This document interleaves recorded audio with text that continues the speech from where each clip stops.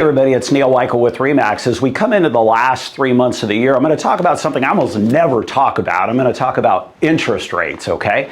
This week we got a number that we have not seen for a very long time when we tell our buyers what the interest rate is when they go to buy a home.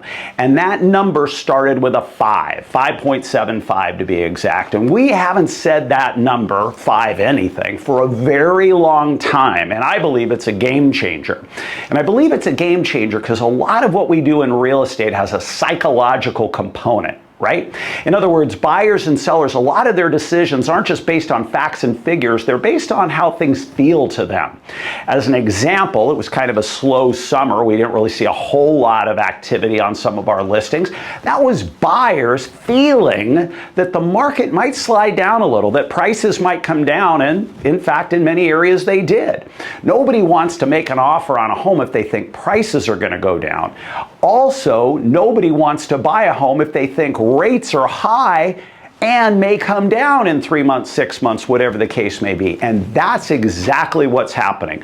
Meaning rates are coming down, and now I think something's going to happen that I hope will really be a strong finish to the year 2025, which has been kind of a boring year in terms of transactions. It's not going to be a really robust year. So here's what I'm trying to suggest to you. I'm going to use a home as an example to illustrate the impact that interest rates can have on spurring the market. I'm going to put a home up on the screen. It's up in Castaic. It's a listing of ours. It's in escrow. It's getting ready to close. Nice pool home. And the home was priced at $950,000. If you were to put 20% down on this home, you'd have a loan amount of approximately $760,000. At the beginning of the summer, if you made an offer on this property, you would have been looking at a 7 to 7.25% interest rate. Okay? And that payment compared to today's payment of 5.75 would have been over $700 higher. Okay, we're already dealing with higher fire insurance. We already know the cost of home ownership in California.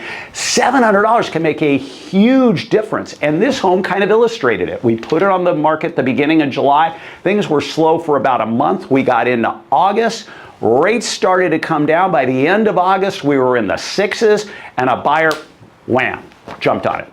I think that same thing can happen as we come into the last 3 months of the year. When you hear the Fed announce that they're going to cut rates, that's great.